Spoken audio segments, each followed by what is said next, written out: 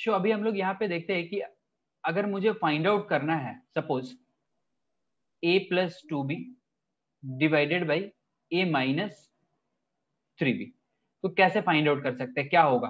तो हम a के जगह पे क्या लिख सकते हैं, 2x plus b 2x into 2 इन b के जगह पे हम लोग बेसिकली क्या लिखेंगे, 3x। 3x यस, सो यहाँ पे हमारे पास क्या आ जाएगा, this is 2 into 3x, now divided by again a 2x minus 3 into 3x, तो हमारे पास वैल्यू क्या आ 3x गया, this is 6x plus 2 8x divided by 9 minus 2 is 7 minus 7x, तो ये वैल्यू मेरे पास क्या आ गया, दिस इज -8/7, राइट। सो ये मेरे पास रेशियो हो गया a plus 2b by a minus 3b का। If a by b is equals to 2/3, then इस एक्सप्रेशन का जो रेशियो आएगा हमारे पास वो क्या आएगा, -8/7, राइट। अभी यहाँ पे मैं a के जगह पे डायरेक्टली 2 रख देता और b के जगह पे डायरेक्टली 3 रख देता, तब भी मेरे पास आंसर -8/7 ही आता। क्यों? क्योंकि जो वेरिएबल टर्म मल्टीप्लाई कर रहे हैं वो एक्चुअली एग्जैक्टली क्या हो रहा है, नंबरेटर डिनोमिनेटर में कैंसल आउट हो जा रहा है, तो कोई प्रॉब्लम नहीं है। लेकिन यही मैं बोलूं कि दूसरा एक एग्जाम्पल ले लू, लेट अस से a square plus 2b divided by b square minus a square, for example. तो मेरे पास क्या होगा, मैं a के जगह पे 2x लिखता हूं तो this becomes 4x square, b का वैल्यू 3x लिखता हूं तो ये बन गया क्या मेरा 6x, divided by b square that is 9x square minus a square this is 4x square. So ये वैल्यू हमारे पास क्या आ गया, ऊपर यहाँ पे देखो ये एक्स स्क्वायर का टर्म है और ये एक्स का टर्म है, तो ऐड तो नहीं हो सकता, हाउएवर हम लोग एक्स कॉमन कर सकते हैं। सो ये मेरे पास 4x प्लस 6 बच जाएगा, एंड ये मेरे पास क्या हो गया 9x square minus 4x square, तो ये मेरे पास आ गया 5x स्क्वायर, तो ये x और ये कैंसल आउट हो गया, तो हमारे पास वैल्यू क्या आता है 4x plus 6 divided by 5x। अब ये x पे डिपेंडेंट है, विच मीन्स कि अगर मैं यहाँ पे x का वैल्यू चेंज करते जाऊं, सपोज कोई 2 और 3 लेके सॉल्व करता है, तो इसका मतलब क्या है कि x के जगह पे वो 1 पुट कर रहा होगा, x equals to 1, then only a का वैल्यू 2 और b का वैल्यू 3 आएगा, तो आपको 10/5 मतलब 2 मिलेगा। बट कोई अगर x का वैल्यू 2 ले लेता है तो उसको डिफरेंट वैल्यूज मिलेंगे ना, तो दैट्स वाई ऐसा कुछ भी एक्सप्रेशन अगर हमारे पास आता है तो इसका मतलब क्या है कि answer cannot be determined. Exactly we cannot say what will be the ratio of a square plus 2b upon b square minus a square, right? आ रही बात समझ में Mickey and Aditi? yes yes sir so that's why इस case में अगर मैं 2 और 3 लेके सॉल्व करूंगा तो गलत आंसर आएगा। तो ये चीजें आपको समझना होगा। कैसे समझ में आएगा कि यहाँ पे आप देख सकते हैं कि a का पावर क्या है 2, बट b का पावर क्या है 1, कुछ नहीं है, दैट मीन्स व्हाट 1 है। तो इसका मतलब यहाँ पे तो जो वेरिएबल आएगा वो स्क्वायर हो जाएगा, बट यहाँ पे नहीं होगा, तो सेम तो रहा नहीं दो यहाँ इन दोनों जगह पे, बट यहाँ पे सेम है, लेकिन डिनोमिनेटर में सेम है और नोमिनेटर में सेम नहीं है, विच मीन्स कि वो वेरिएबल टर्म्स मेरे पास रह जाएगा, तो आंसर हम यहाँ पे एग्जैक्टली नहीं निकाल सकते। क्लियर है? yes sir नेक्स्ट सपोज अगर हमारे पास रेशियो दिया हुआ है that a is to b is 2:3 and b is to c is suppose again 2:3, and हम लोगों को फाइंड आउट करना है a is to b is to c का रेशियो क्या होगा। तो क्या करेंगे, एक काम कर सकते हैं हम लोग, क्या कर सकते हैं कि b यहाँ पे 3 है, b यहाँ पे 2 है, दोनों जगह पे b है, दोनों जगह पे b को हम लोग क्या कर सकते हैं, इक्वल कर सकते हैं, सो दैट हम वहां पे a b और c एक साथ लिख सकें, राइट। yes sir इक्वल करने के लिए क्या करना होगा, यहाँ पे हम मल्टीप्लाई करते हैं जो यहाँ पे नंबर है दैट इज 2 से, तो जब ये मल्टीप्लाई होगा तो बोथ a एंड b में मल्टीप्लाई होगा। सिमिलरली यहाँ पे मल्टीप्लाई कर सकते हैं 3 से, तो यहाँ पे भी बोथ b और c के रेशियो में मल्टीप्लाई होगा, तो ये मुझे क्या मिल जाएगा 4 6, एंड यहाँ पे हमारे पास क्या मिल जाएगा 6:9, right? a is to b is to c, when a is 4 b is 6, and when b is 6 c is 9. So what we can write, a is to b is to c, when a is 4 b is 6, and when b is 6 c is 9. So we got a is to b is to c, that is 4 is to 6 is to 9, right? ये चीज clear हुआ Mickey? Yes sir. अगर दो ratio है A/B और B/C तो कैसे calculate करेंगे, क्लियर है? एक और मेथड मैं आप लोगों को बता रहा हूँ कि कैसे कैलकुलेट कर सकते हैं in easier way in comparison to this.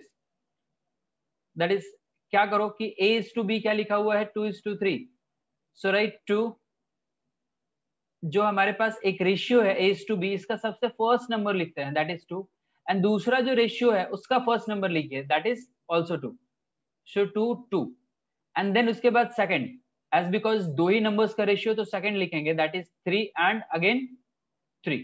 यहाँ पे हमारे पास आता है। सो अब हम लोग यहाँ पे क्या करेंगे, एक मल्टीप्लाई करेंगे फर्स्ट दो नंबर को।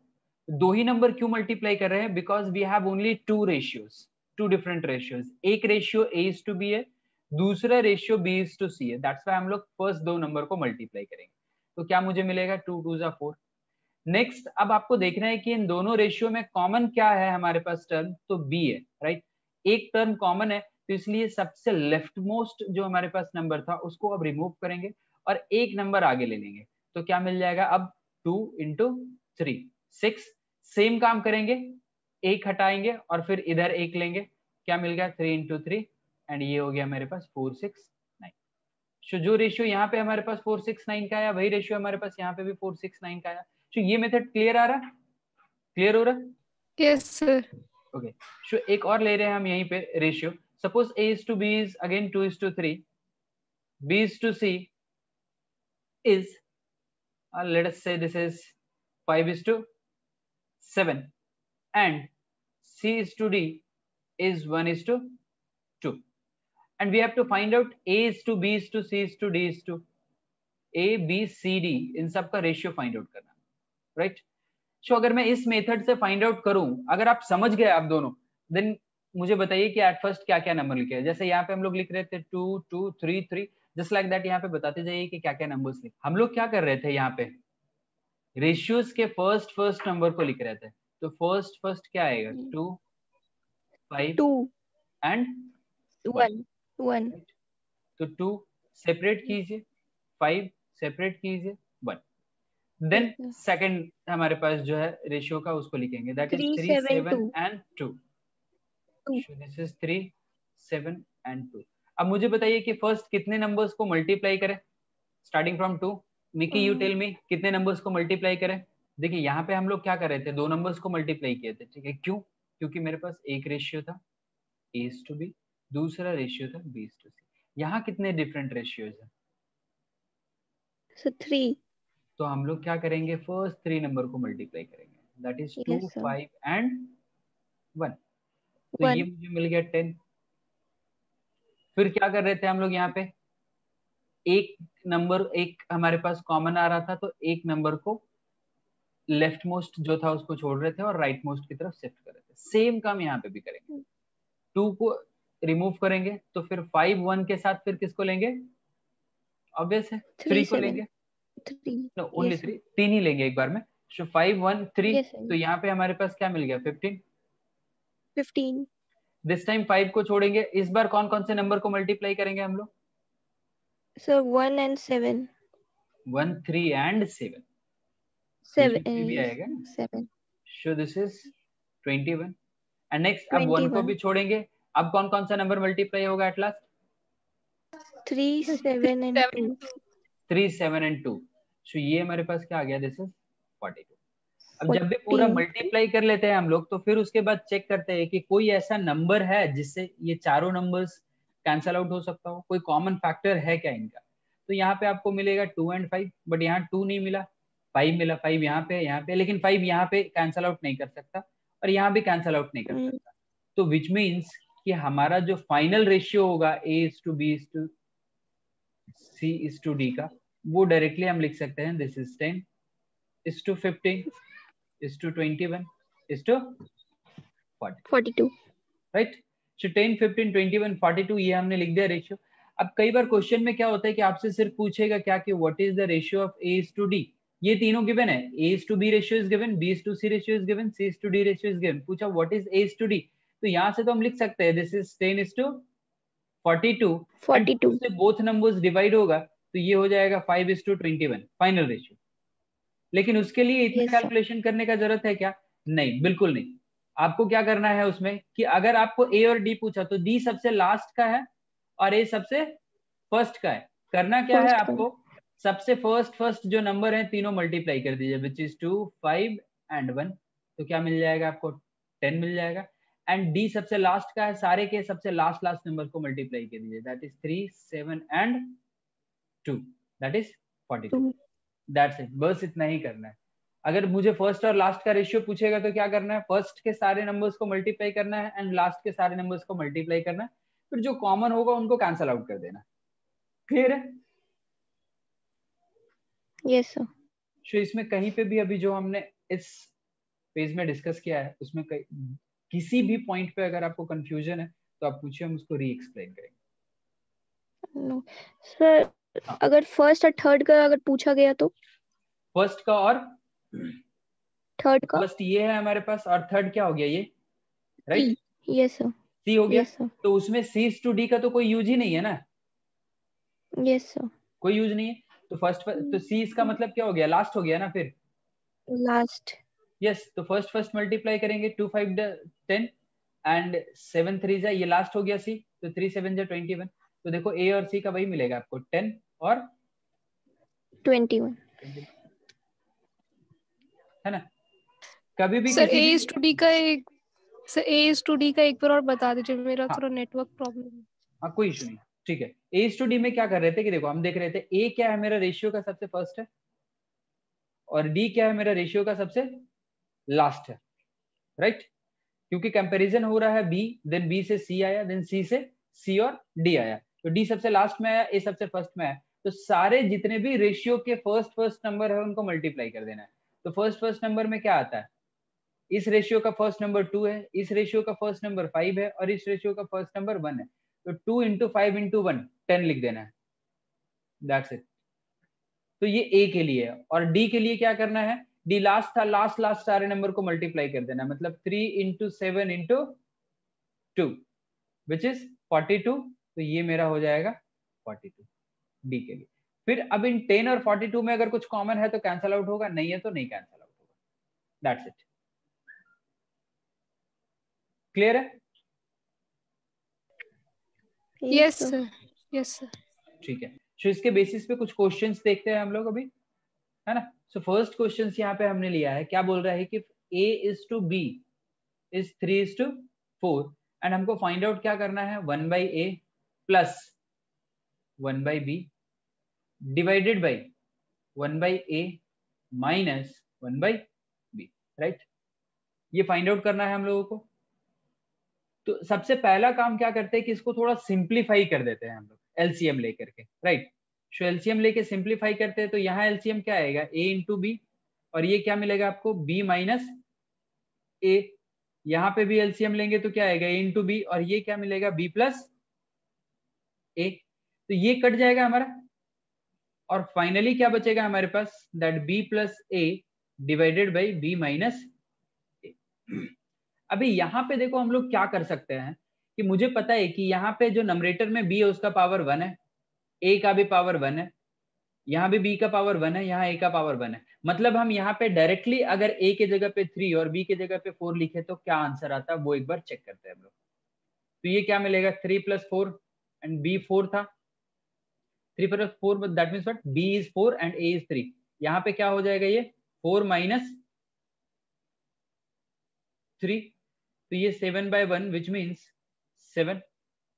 अभी सपोज करो कि अगर हम वेरिएबल्स मल्टीप्लाई किए होते तो हम a के जगह पे क्या लिखते, 3x, और b के जगह पे क्या लिखते, 4x, और तब हमको कैलकुलेट करना होता b plus a by b minus a। तो हम क्या करते हैं, b के जगह पे 4x लिखते plus 3x divided by 4x minus 3x। तो ये आता 7x बाई x, कट जाता, अगेन मेरा आंसर क्या आता, 7। सो बोथ केस में आंसर सेम आया। तो यहाँ से अगर हम ये चीज चेक कर लिए कि पावर सबका सेम है, मतलब हम डायरेक्टली इनके वैल्यूज जो रेशियो में लिखे हुए उसको एज ए वैल्यूज भी पुट करते हैं तो आंसर्स मेरा सेम करेक्ट आंसर्स आएगा। तो हम लोग ये काम कर सकते हैं। आ रही बात समझ में? Yes sir. Yes sir. Next देखते हैं। नेक्स्ट क्वेश्चंस भी कुछ वैसा ही है, जो अभी हम लोग स्टार्टिंग में यहाँ पे डिस्कस किए थे, A B C C D, उसी तरीके का। कैन यू टेल मी इसका आंसर्स क्या आएगा? ए बी दिया हुआ है एक रेशियो 1:2, बी सी का रेशियो दिया हुआ है 2:3। यहाँ जो डी सी दिया हुआ है ना, इसको चेंज कर दो। क्या कर दो इसको? C D. तो डीसी का रेशियो 3:4 है, सीडी कर दोगे तो क्या बन जाएगा? 4:3। तो अब आपके पास रेशियो मिल गया A:B 1:2, B:C which is 2:3, C:D which is 4:3। सो देखो और बताओ कि यहाँ पे इसका आंसर्स क्या आना चाहिए। मुझे फाइंड आउट क्या करना है? देखो ओनली A:D, क्वाइट इजी है, अभी प्रीवियसली जो डिस्कस किए थे उसके बेसिस पे। बताइए आप लोग दोनों क्या आएगा आंसर? Yes. So 4:9. 4:9. आप देखिए अदिति, आपका आ रहा है? Aditi Yes, sir, I am solving. Sir, 8:19 it is coming. 8:19 नहीं, 19. 18 आ रहा होगा। Yes, sir, 18. तो 8:18 जो आ रहा है ना, इसमें देखिए 2 से कैंसिल Yes, आउट हो sir. सकता है, ये 4 टाइम्स में और ये Yes, sir. Then 4:9. क्लियर है? Yes, sir. एक बार ये क्वेश्चन देख करके आप समझिएगा कि क्या आपको समझ में आ रहा है। देखिए तो एक चीज यहाँ पे इसी रेशियो में एक चीज हम लोग डिस्कस कर लेते हैं, ठीक है, सो दैट थोड़ा और इजी हो जाए आप लोगों के लिए। अभी सपोज कीजिए यहाँ पे आपने फाइंड आउट किया ना ratio A:D is what? 4:9, right? So इसका मतलब क्या है कि मैं अगर सपोज करो कि मैं ऐसे लिख सकता हूँ ना, A is equals to 4x and D is equals to, लिख सकते हैं, Yes, sir. राइट? अब मैं सपोज करूँ कि यहाँ पे A+D अगर सम कर देता हूँ तो ये मुझे क्या मिल जाएगा?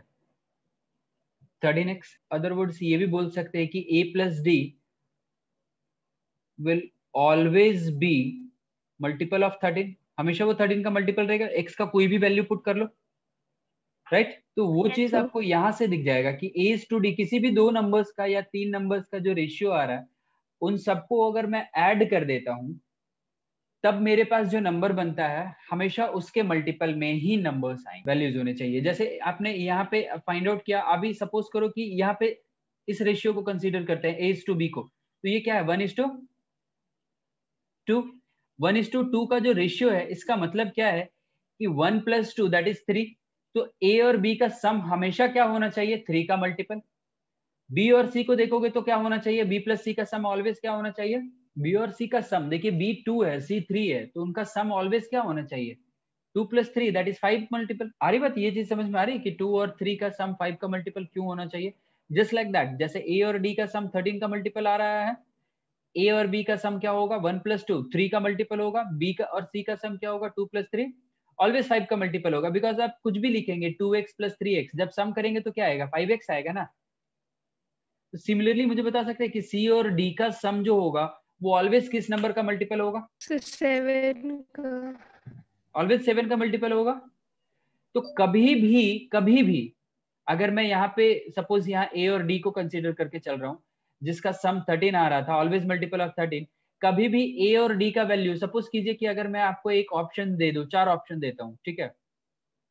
फर्स्ट ऑप्शन बोलता हूं मैं 78, सेकेंड ऑप्शन बोलता हूं मैं 65, थर्ड ऑप्शन बोलता हूं मैं 130 और फोर्थ ऑप्शन बोलता हूं मैं 25। अब मुझे आप बता सकते हैं कि इनमें से कौन सा ऐसा वैल्यू है जो कभी भी A और D का सम नहीं हो सकता है? कभी नहीं हो सकता। वो कैसे पता चलेगा कि वो सम कभी नहीं हो सकता है? Sir, multiple होना चाहिए. मल्टीपल होना चाहिए। तो अगर कोई ऐसा ऑप्शन इन 25. चारों में से है जो मल्टीपल नहीं है 13 का, इसका मतलब वो कभी भी A और D का सम नहीं हो सकता। यहाँ पे हमारे पास जो वैल्यू होंगे ये हो सकता है, बिकॉज 13 Yes, sir. 6 25. ये भी हो सकता है मेरे पास, 13 5 78. ये भी हो सकता है 10 टाइम्स में, Yes, बट sir. 25 कभी नहीं आता 13 का टेबल में, है ना? विच मीन्स कि A और D का सम 25 नहीं हो सकता, अदर देन 25 इन तीनों में से कोई भी पॉसिबल है, राइट? Yes, sir. तो जस्ट लाइक दैट हमारा ये क्वेश्चन है, जिस क्वेश्चन में क्या बोल रहा है कि total number of gold medals and silver medals जो है won by India in Asian Games is 75. Total 75 possible है. तो पूछ रहा which of the following cannot be the ratio of the number of silver medal won to that of the gold medal won by India. तो इसका मतलब क्या है कि रेशियो में जो भी नंबर्स हमारे पास आएंगे उनका सम जो है वो पॉसिबल होना चाहिए ना 75, राइट. तो कब नहीं पॉसिबल हो सकता है, बिकॉज जितने भी नंबर ऑफ गोल्ड मेडल आप लेके आएंगे वो ऑलवेज क्या रहेगा, एक इंटीजर ही रहेगा ना. फ्रैक्शन में तो कभी पॉसिबल ही नहीं है वो.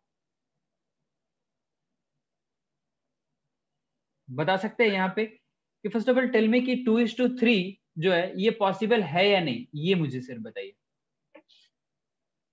Yes, sir, it is sir possible. है. पॉसिबल है. Now B 12:13 Sir, 9:11 is not possible. 9:11 is not possible. Mickey आप एग्री करते हैं या नहीं? Yes sir. क्यों पॉसिबल नहीं है 9:11, ये क्यों पॉसिबल नहीं है? सर इसका सम 20 आएगा जो 75 का जो मल्टीपल है. 75 को डिवाइड नहीं कर पाएगा, राइट. क्योंकि हम लोगों को ऐसा ही नंबर चाहिए जो 75 को डिवाइड कर सके. तो which is 5 is possible, 12 plus 13 25 is also possible, and 7 plus 8 15 is also possible, but 9 plus 11 20 is not possible, right? Yes, sir. चलिए क्लियर है. नेक्स्ट क्वेश्चन देखिए हम लोग. Share in next questions 3 partners A, B and C share profits such that 3 times the share of A is equal to 2 times the share of B, which is equal to 4 times the share of C. Now find the ratio of their shares. So what we have to do here, that the first of all given that there are 3 partners A, B and C. Now जो भी हमारे पास equations बोल रहा है कितने times है उनको equate करते हैं at first. So first of all it says that 3 times the share of A. So let us say 3 times the share of A is equal. So this is the equal sign, equal to 2 times the share of B. So this is 2 times of B. Now that is equal, again given, which is also equal to 4 times the share of C. Now that is equals to 4 times the share of C. Is this clear? ये कैसे लिख रहे हैं? 3A is equals to 2B is equals to 4C. Yes sir. Okay. Now अब मुझे क्या बोल रहा है कि find the ratio of their shares. That means what? We have to find out basically A is to B is to C will be what? Right? So now let us say suppose if 3A is equals to 2B is equals to 4C is equals to a number K, for an example, right?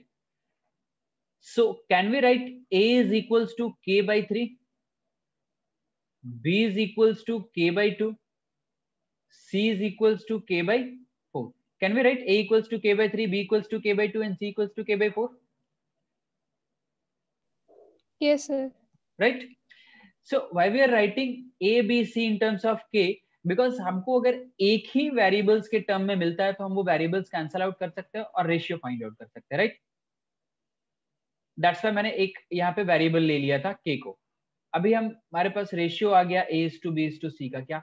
A is K by 3, B is K by 2, C is K by 4. अच्छा दूसरा तरीका क्या है कि A is to B is to C का. अभी यहाँ पे देखो K सब में है ना, एट फर्स्ट K को कैंसल आउट कर देते हैं तो क्या मुझे मिलेगा 1/3, 1/2 एंड 1/4. सो ये डायरेक्टली यहाँ से एक चीज आप देख सकते हो कि जो रेशियो हम यहाँ पे जो नंबर्स मल्टीप्लाइड है, A के साथ क्या है 3, B के साथ क्या है 2, C के साथ क्या है 4. तो जब रेशियो निकाल रहे हैं तो जस्ट इसका क्या हो जा रहा है, रेसिप्रोकल. मतलब A का रेशियो 1/3 आ रहा है, B के साथ क्या आ रहा है 1/2 और C के लिए क्या आ रहा है 1/4. तो इतना पूरा नहीं करना चाहते हैं तो डायरेक्टली यहां से हम ये चीज को भी लिख सकते हैं, वो ऑलवेज करेक्ट होगा, बट एक्सप्लेन करने के लिए मैंने ये लिखा है. अब रेशियो जब भी आप कैलकुलेट करते हैं ना तो वो कभी भी फ्रैक्शन में नहीं होना चाहिए. If ratio is in fraction तो convert it in integer like this. जो यहाँ ऑप्शंस गिवन है उनमें से कोई एक होगा एंड सारे ऑप्शंस आपको क्या दिख रहे हैं इंटीजर्स में. हमेशा इंटीजर्स में ही होना चाहिए. क्या करना चाहिए, तो जो डिनोमिनेटर टर्म है उसको चेक कीजिए. Denominator is what 3, 2 and 4. सो 3, 2 और 4 का एक कॉमन मल्टीपल लेते हैं हम लोग, जो इन तीनों का सबसे लीस्ट कॉमन मल्टीपल हो, एलसीएम बोल सकते हैं आप, ठीक है।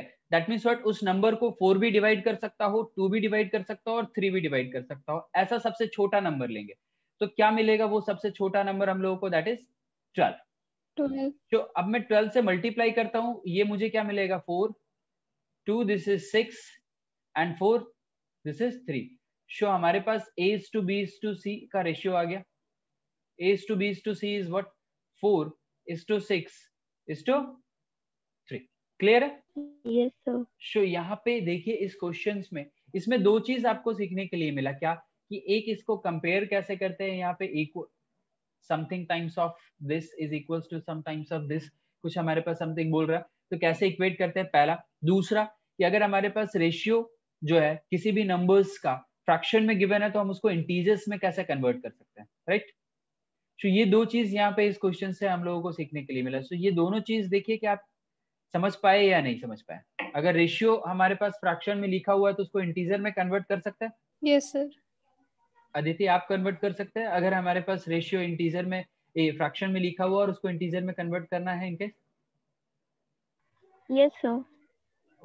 सो इस क्वेश्चन में अगेन कहीं पे कोई डाउट है या फिर दूसरा क्वेश्चन देख सकते हैं हम लोग, दूसरा क्वेश्चन देखें। Yes, sir. So next question लेते हैं। यहाँ देखिए क्या बोल रहा है, that income of Anil and Mukesh are in the ratio of 6:5। Anil Mukesh का इनकम का रेशियो 6:5 है एंड देयर एनुअल एक्सपेंसेस का रेशियो हमारे पास दिया हुआ है 3:2। Given their annual savings as 3,000 and 4,000 respectively. Annual saving भी दिया हुआ है, हमको पूछ रहा है what is the annual income of Anil. So first of all हम लोग यहाँ पे इस चीज को लिखते हैं कि अनिल का इनकम बाय मुकेश का इनकम। आई जो है वो रिप्रेजेंट कर रहा है इनकम को, दिया हुआ है हमारे पास क्या, दिस इज 6:5। सो हम लोग लिख सकते हैं Anil income is 6x and then Mukesh income will be 5x, right? Then Anil expenditure, this is E, and Mukesh expenditure is ME. Now that is 3:2. Now can you tell me कि यहाँ मैं 6x 5x लिखा हूं तो यहाँ पे 3:2 को मैं 3x और 2x लिख सकता हूँ या नहीं लिख सकता हूँ? No, sir. नहीं लिख सकते, क्यों नहीं लिख सकते मिकी, आप बताइए। सर उसको इनकम के बेसिस पे एक्स लिए और ये दूसरा एक्सपेंस है तो एग्जैक्टली दो अलग रेशियो हो गए, एक इनकम के बेसिस पे था, दूसरा एक्सपेंडिचर के बेसिस पे है, पहला चीज। और दूसरा चीज कि अगर इनकम के भी बेसिस पे होता, सपोज किसी और पर्सन का होता, दो और पर्सन का, और वो इनकम के बेसिस पे भी होता तो भी हम लोग सेम एक्स नहीं लिख रहे होते, क्योंकि अगर रेशियो चेंज हो जाता है विच मीन्स कि आपको क्या करना है, अलग कुछ वहां पे लिखना है। लेट अस से पहले अगर एक्स लिखे तो फिर हम लोग को क्या करना होगा, वाई लिखना होगा, राइट। या जेड कुछ भी लिख सकते हैं बट एक्सेप्ट एक्स हम कुछ भी वहां पे लिखेंगे। सो यहाँ पे 3:2 है तो सपोज इसको मैं y ले लेता हूँ, सो 3y एंड 2y। नवीनो की सेविंग्स जो है किसी भी पर्सन का जब हम कैलकुलेट करते हैं तो वो क्या होता है, ऑलवेज इनकम माइनस एक्सपेंडिचर। सो ए का इनकम माइनस ए का एक्सपेंडिचर लिखना होगा। ए का इनकम है 6x minus expenditure is 3y and मुझे पता है कि ए का सेविंग्स कितना है, एनुअल सेविंग्स, ए का सेविंग्स 3,000 है। सो यहां से आपको क्या मिल गया, that 6x minus 3y is equals to 3,000। आप 3 अगर कॉमन कर लेंगे तो क्या मिलेगा, 2x minus y is equals to 1,000। So we can say suppose this is equation number 1। दूसरा क्या लेना होगा हम लोग को, मुकेश के सेविंग से। सो मुकेश का सेविंग क्या लिख सकते हैं, दैट इज मुकेश का इनकम माइनस मुकेश का एक्सपेंडिचर। मुकेश का सेविंग है 4,000, that is 5x minus 2y। ये एक इक्वेशन हुआ, यहाँ कुछ भी कॉमन नहीं आ सकता। सो अब देखिए मुझे फाइंड आउट करना है annual income of Anil. Income का मतलब क्या है कि we have to find out x। x अगर आ गया तो अनिल का इनकम आ जाएगा, 6x बन जाएगा। तो y एलिमिनेट करना है, यहाँ y जो है वो क्या है, -2 है, मल्टीप्लाइड यहाँ पे 2 है एंड यहाँ पे 1 है। इक्वेट करने के लिए आप बता सकते हैं, आपको पता है कि कैसे इक्वेट करते हैं? सर फर्स्ट इक्वेशन में 2 से मल्टीप्लाई कर देंगे। ओके तो यहाँ पे हम लोग अगर इसमें मल्टीप्लाई कर देते हैं 2 से तो ये मेरे पास इक्वेशंस क्या बन जाता है, बेसिकली हम क्या करेंगे कि 1 into 2 कर दिया minus second equations. So first equations क्या बन जाएगा मेरे पास, this is 4 times of x minus 2y is equals to 2000 minus, नीचे हम लोग यहाँ पे लिखेंगे क्या, सब्ट्रैक्ट करेंगे उसमें सेकेंड इक्वेशंस को, which is 5x minus 2y is equals to 4000। Difference यहाँ पे होगा तो ये साइन चेंज हो जाएगा, राइट, कंप्लीट 5x का साइन चेंज हो गया, माइनस 2y का साइन चेंज हो गया, प्लस एंड 4000 पॉजिटिव था, ये नेगेटिव बन गया। अब ये कैंसल आउट हो जाएगा एंड क्या आएगा हमारे पास, minus of x is equals to minus 4000 plus 2000, that will give us minus of 2000, which means x is equals to 2000, right. So x का वैल्यू 2000 आ गया, तो अब मैं फाइंड आउट कर सकता हूँ a का इनकम क्या होगा, बिकॉज a का इनकम क्या है, that is 6x and 6 into x is 2000, so this is 12,000, right? So हमसे पूछा Anil income, so Anil income will be how much, 12,000। Clear है या फिर कहीं पे कंफ्यूजन है इसमें, बताइए। सर क्लियर है। क्लासेस का वो मैं बता दे रहा हूँ आपको, ठीक है। बेसिक्स होगा एट फर्स्ट किसी भी टॉपिक का, एंड देन बेसिक के बाद उस पे हम लोग एडवांस, ये दो टाइप के क्वेश्चंस डिस्कस करेंगे हम लोग, ठीक है, basic level questions and advance level questions. And after that आपके पास अनलिमिटेड डाउट क्लियरिंग का फैसिलिटीज है, आप कितना भी पूछ सकते हैं, ठीक है, अनलिमिटेड डाउट। उसके लिए आपको कोई अलग से क्लास शेड्यूल्ड करवाने का जरूरत नहीं है, ठीक है। आपके पास डाउट आया, आप जो भी कंसर्न टीचर्स है उस सब्जेक्ट का, आप उससे जा करके डाउट पूछ सकते हैं, ठीक है। आपको एक क्वेश्चंस का डाउट पूछना है, 2 क्वेश्चंस का पूछना है, 10 क्वेश्चंस का पूछना है, पूरे बुक का पूछना है, जो भी पूछना है, जहां से भी पूछना है, आप सारा पूछ सकते हैं, उसके लिए कोई लिमिटेशन नहीं है, ठीक है। कभी भी आप पूछ सकते हैं, सेंटर पे आके पूछ सकते हैं, या फिर डिपेंड करता है कि अगर सेंटर पे नहीं आकर के आप ऑनलाइन क्लियर करना चाहते हैं तो वो भी आप कर सकते हैं, ठीक है। सो ये 2 तरीके से क्लासेस होंगे, बेसिक होंगे, एडवांस होंगे। डाउट आपका अनलिमिटेड रहेगा, वो पूरे जब तक आप पढ़ रहे हैं तब तक। ऐसा नहीं है कि एक क्लास आपने किया तो उसके बाद ही आप उसका डाउट पूछ सकते हैं, आप उसके 1 महीने बाद भी अगर उस टॉपिक को बना रहे हैं, आपको डाउट आता तो आप तब भी पूछ सकते हैं, ठीक है। एंड एट लास्ट जब क्लास खत्म हो जाएगा तो उसके बाद आपको इसके बेसिस पे एक टेस्ट देना होगा, ठीक है, सो दैट आप खुद भी चेक कर पाएंगे कि कितना, किस हद तक आपने जो है वो पढ़ा है, समझा है उस चीज को, एंड उसके बेसिस पे जहाँ पे आपको प्रॉब्लम होगा आप उस पर फोकस करके उसको फिर से रिकवर करेंगे एंड हम उसमें आपको हेल्प करेंगे।